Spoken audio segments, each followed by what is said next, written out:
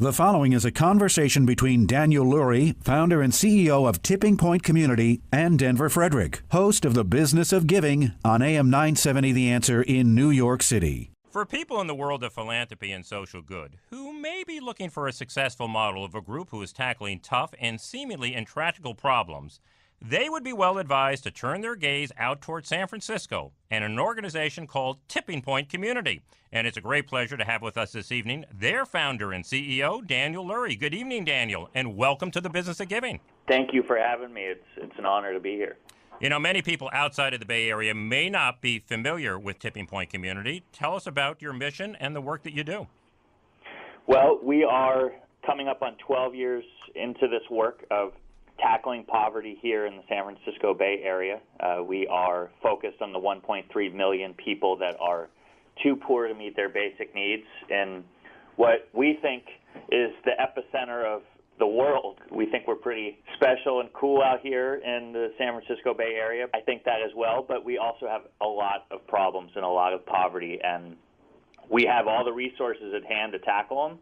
And so that's our mission, is to try to bring together all the best of the Bay Area to impact those that, because of the place that they were born or the zip code they were born into, simply have not been given the same opportunity that, let's say, I was born into. So that's our mission. Mm-hmm.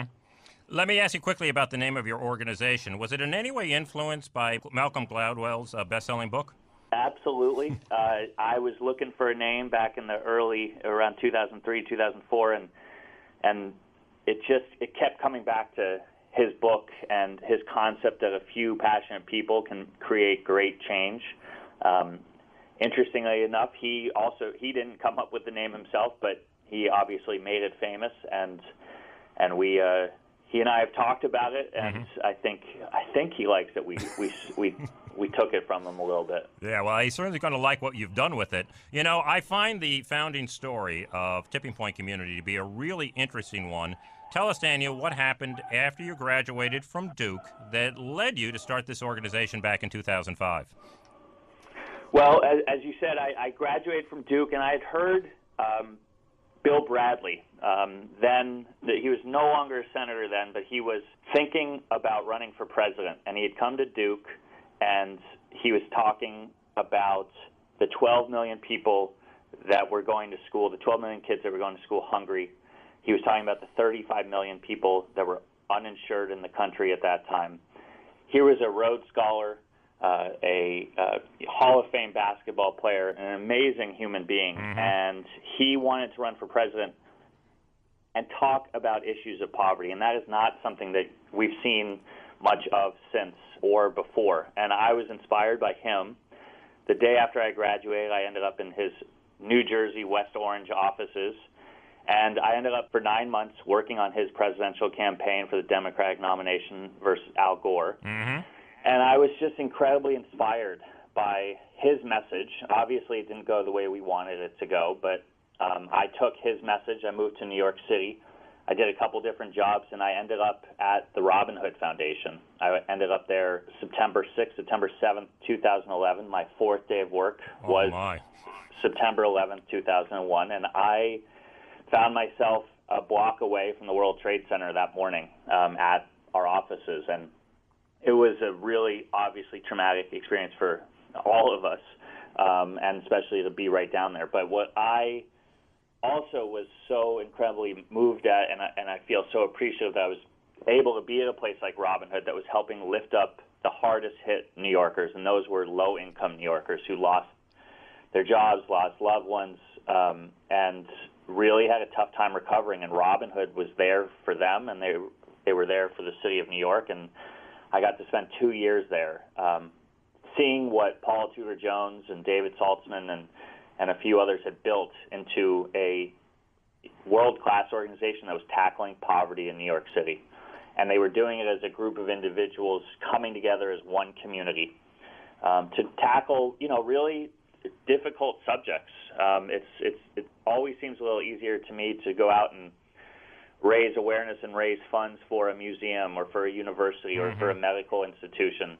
But when you're talking about, a child who is going to a failing school or doesn't have a home to go to. Robin Hood built something, made it cool and hip to give back to those type of issues, and I wanted that for the San Francisco Bay Area. I wanted that for my hometown.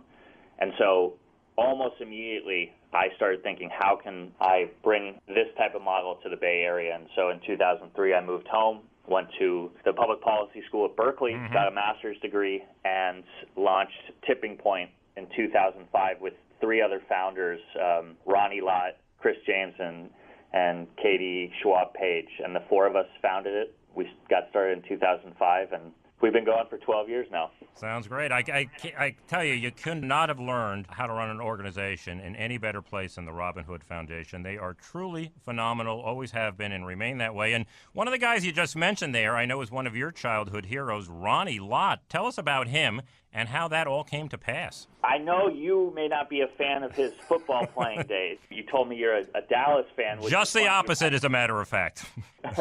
Well, yeah, you don't want to get on the wrong side of Ronnie. Even to this day, he is still intimidating. Yeah. But I was in graduate school, and I was actually Latham Watkins, a great law firm, doing all of our incorporation documents. And Ronnie got wind of what I was up to through his lawyer, and my lawyer said, Ronnie Lott wants to have lunch with you. And I said, oh, my goodness, I want to have lunch with Ronnie Lott. So I was in the middle of finals in my first semester of my second year of grad school, and I ended up being set up on a lunch with him. And he walked into this restaurant. It took him about 15 minutes to sit down because everybody wanted his autograph or their picture taken with him. I bet. And it was jaw-dropping for me because he's my childhood hero, as you said. And he sits down, and we start talking. He knew about Robin Hood, and he was on board to help start it before we even got our food. He's been there since before day one. He inspired me to make sure that I followed through on the commitment of starting this organization, and you do not want to let Ronnie Lott down. And so he's been a great supporter and founder and friends ever since. Well, always nice to have a little star power in addition to his commitment right from the outset. You mentioned, Daniel, that there are about 1.3 million people in the Bay Area who are having a tough time making ends meet and for the basic necessities of life. And you've become the leading poverty-fighting organization out there. And you do this by focusing on 4 key program areas. Say a word about each of them, if you would. Yeah, we do not believe there is a silver bullet when you're tackling poverty. I don't think anybody does, but you have to go at it from multiple angles. And so we have 4 areas, as you mentioned: education, housing, employment, and health are our 4 areas. Now, if you force me to pick one, we would always go education. It definitely is proven to break the cycle of poverty. About 45% of our funding goes to our education portfolio. But we simply believe that if a child is going to a great school, and if it's one of the schools that we're funding, we think that those are incredibly effective schools. But if the kid goes home and they don't have a roof over their head, they're living in a car with their parent, or they're couch surfing, or if their parent doesn't have a living wage job, or the family doesn't have access to health care or high quality health care, they are going to struggle in that school. So we believe we need to go at it in all 4 areas. We've always been focused on direct service, 43 groups currently that we're funding in those 4 areas. And over the last year, I will say that we've really made a decision to also add going upstream, and that means tackling policy elements. And so I'm sure we can talk more about that, but those are the 4 areas that we're focused on. And I think if I were to come out to San Francisco for a visit, the thing that might strike me would be the level of homelessness, correct? You would be correct. It is a crisis here in San Francisco and throughout the region, as it is, I think, in many major cities across this country, but it is especially acute in San Francisco and in Oakland and in San Jose. But we have struggled with this now for almost 35 years in San Francisco, and it has not gotten better. In fact, we think it's getting worse, and we need to tackle it as a full community, one that includes the private sector, the nonprofit sector, and obviously government, because government is actually the only place that can solve this problem, because they're the only ones that have the the dollars to do so. Mm-hmm. And, it can be very difficult for people to really experience and have the full sensation of what it must be like to live below the poverty line. But you have cleverly devised, let's say, a thought experiment that tries to convey that feeling. Tell us about that thought experiment. We're talking about poverty line prices. We did an ad campaign. Marissa Giller on our team led this with Goodby Silverstein, a world-renowned ad agency. And we had people shopping at a local grocery store, and we set the price of groceries at what it would feel like for a person living below the poverty line to actually pay for those groceries. So if someone would walk in and buy a loaf of bread, and instead of it being $4 or $5, it was $25. If a gallon of milk was no longer $6, it was $37. And we wanted people to get the feeling and understand what it was like for someone living below the poverty line to pay for their groceries and it's just something that it clicked with people. Hundreds of thousands of people watched this online. It sort of went viral out here, and it was just something that we wanted people to stop and take a moment out of their day to realize just how high the cost of living is, not only for themselves, because it's high cost of living for everyone out here, but also for those living in poverty here in the Bay Area. Well, the look on people's faces when they went to check out to pay was truly remarkable. It was incredible. Yeah, I mean, if people want to check it out, tippingpoint.org/poverty line prices.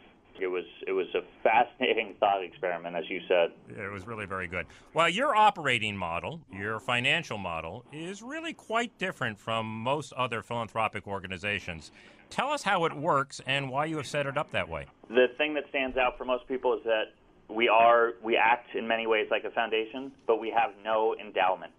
Every year we start at zero, which is definitely different. It keeps us hungry. Last year, we raised $21.9 million. That is our grant-making budget in this current fiscal year. Mm-hmm. We simply believe that there are plenty of endowed foundations here, whether they be a family foundation or community foundations. We have numerous community foundations, many, many great ones out here, and we just didn't think we needed another one. We believe, and I learned this back in New York, we believe that the issues of poverty, that it is raining and it is pouring outside right now, and why we're not saving up for a rainy day because it's actually raining right now. And so we want to get our donors' dollars out the door as quickly as possible. We think that they know how to better invest their dollars than we do. So if they give us $100 or they give us $1 million, we're going to put those dollars to work right away. The other thing that makes us different is that we provide general operating support to the nonprofits that we partner with. Only about 20% of foundations nationwide give general operating support, and we simply believe that goes to building trust with our organizations. Just like in the investment world, when someone invests in a startup or a company that has great leadership, or you believe they have great leadership, you don't tell that CEO, I want you to spend my dollars this way or that way.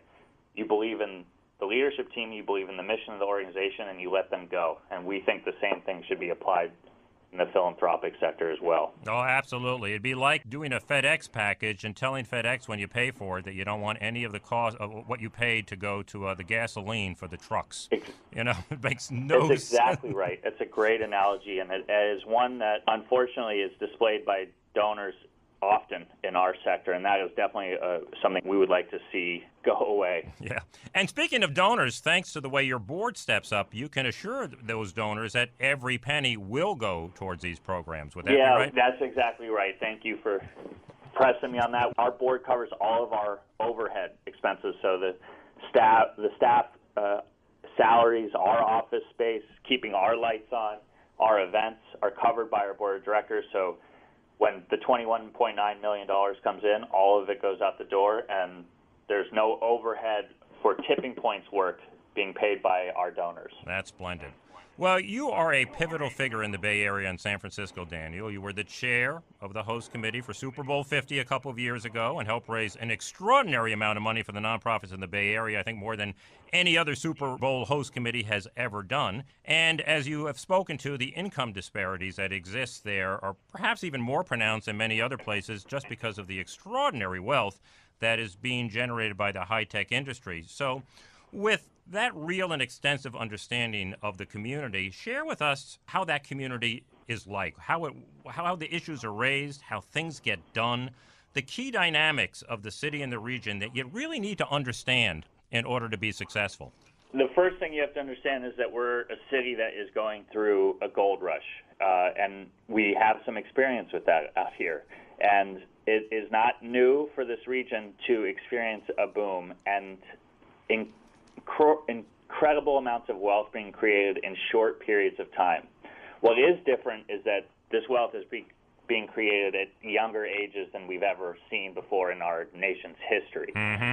We have a incredibly dynamic business sector, obviously led by tech, but there's also biotech and a number of other industries. Our tourism business is also through the roof these days.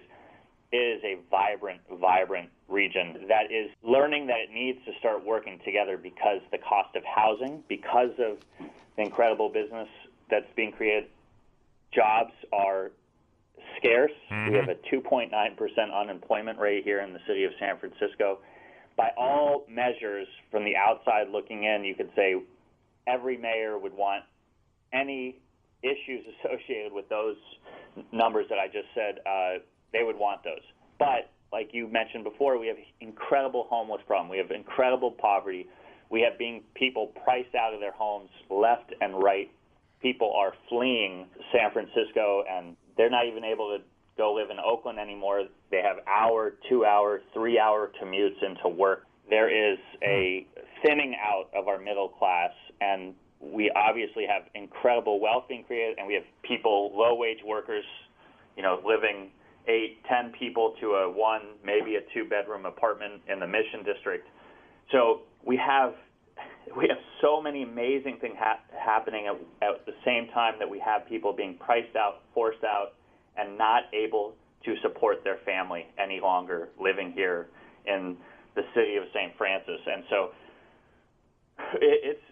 it's confusing, actually, to be out here right now, because you would think that we could take care of our own, and we are not doing so. But having said that, I'm also incredibly optimistic about where these young companies are headed. Their employees are asking and demanding that their companies be part of the solution. We see companies like Google and Facebook and Apple really stepping up and stepping into the role of leading businesses that aren't just about profit, but that they're about doing right by their community. And so it's a fascinating time out here. We have a lot of improvement that needs to happen. But I also believe that just as the technology that's being created out here is spreading throughout the globe, I do believe that the business leadership and the political leadership is poised to improve on the situation that we have here. One last thing, I do think that the issues that we're facing here are happening throughout this country. We have a lack of affordable housing, and we also have a huge transportation problem. Traffic is, terrible as well. So we have our challenges, but we have the potential to fix those challenges with the resources that we have at our disposal. Yeah, well, California always seems to be on the leading edge of a lot of these issues, and they help inform the rest of the country when they tackle them. Philanthropy, giving back, and having a deep concern about the community is part of your DNA, Daniel, and I know that was influenced in large part by, as you like to say, your 4 parents. Tell us about them and the influence that they have had on your current work. My parents got divorced when I was 2, and both my parents remarried pretty quickly a couple years later, and I had a great stepfather, great stepmother, and the 4 of them always got along well. My dad was a rabbi growing up. My stepfather's part of the Levi Strauss family, and from a very early age, my siblings and I were taught that we had to be part of the solution, that our community was strong, but that there was people that were being left behind. And that was, I always say giving and having that kind of philanthropic ethos is a learned skill. I just happened to learn it at an extremely young age. Very early age, yeah. I sat on the board of our family foundation when I was still in high school. And so it was impressed upon my siblings and myself at an early age. So I grew up around also the Levi's culture, which they call profits through principles. It's a company that's been part of this community for 168 years now. And so I saw parents pushing us to be part of the community. I saw a company that was committed to social good and also doing good in a business way. And so there was just no escaping it for me. And so for me, it's been built into my genes from an early period of my life. All you're doing now is a continuation of what you've been doing your entire life. Let me ask you about the corporate culture of Tipping Point Community, the kind of organization that you've tried to create to attract and retain the very best talent, empower and engage them, and maybe one or two specific things you've done to make it a really special and unique place to work. Well, I'm looking out on my office now. There's only two people that actually have their own offices, and that's myself, although I do have a desk out on the floor, so we can all see each other at all times. It's a really open office environment. We have, we tried at one point to be a little tech-like, and we have the bean bags on the floor, and we try to make it fun. Listen, we are like all the tech companies out here, like all the businesses out here trying to compete for talent. We have a great staff that is absolutely mission-driven. You have to be mission-driven if you're going to do this work because it's really hard to face these issues of poverty day in and day out and realize what our groups are going through when they're serving their clients, seeing it on the streets every day. And so we have fun together. We work really hard. We're coming up on our benefit on May 4th, where we have 1,300 people. Our team is going to be in here long days and long nights over the next few weeks, and so, but they all do it with a smile, and they do it with the knowledge that they're helping people actually change their lives each day, and so that's what keeps us going during the long days that our team puts in. That's great. Let me close with this. You have given considerable thought to the words of Martin Luther King, which were, philanthropy is commendable, but it must not cause a philanthropist to overlook the circumstances of economic injustice which make philanthropy necessary. And it certainly seems those words today may resonate even more than they did when they were first uttered, as people question whether fundamental change is necessary. It's hard to imagine a whole system to be changed, but are you seeing the early beginnings of it? Well, I don't think we can continue down this path. I do not think that we can have 5 or 6 people holding all the power, not only in this region or in this country, but rather on the planet. And we are seeing a consolidation of wealth of which we've never seen before. I think what I am hopeful about is that the leaders of these growing companies realize that they have an obligation to make sure that they're lifting everyone up and not just the few. And yes, when you are making incredible sums of money and then you give just a little bit back, that's not going to cut it, and that's not enough for us at Tipping Point. We want people to give back we want people to write checks, we want people to give money, but we want people to give time. We want people to understand that they have an obligation to their society, and that you have to think about race and equity when you're talking about that. We have a broken criminal justice system that is incarcerating men of color at ever-increasing rates, and it's not sustainable. And so thinking that you can write a check and get your quick fix is simply not going to cut it any longer. And I do believe that the business leaders that we're seeing growing up care about these issues, and Tipping Point's going to be there to push them and and to hopefully educate them. And so that is part of our mission as well. I'm sure you will. Well, Daniel Lurie, the founder and CEO of Tipping Point Community, I want to thank you so much for being with us this evening. Tell us about your website and anything you think that visitors might find of particular interest. Thank you. It's been great to be here. You can go to tippingpoint.org, and all I would say is never think that you can't be involved and part of the solution. And whether or not you have $25 to give and you think that no one wants it, well, they do. They want that $25 check, but they also want you to go volunteer. They want you to think about joining the board of an organization. So if you're a 25-year-old or a 30-year-old and you're listening and you're thinking, oh, I'm going to wait till I'm, later in life to get involved, I would encourage you that the time is now to improve your community, and your community needs you. And so that's how I would end it. And it's going to take all of us. Well, thanks again, Daniel. It was a real pleasure to have you on the program. Thank you for having me. The Business of Giving can be heard every Sunday evening between 6 and 7 p.m. Eastern on AM 970 The Answer in New York and on iHeartRadio. You can follow us at Biz of Give on Twitter and at Facebook.com/businessofgiving.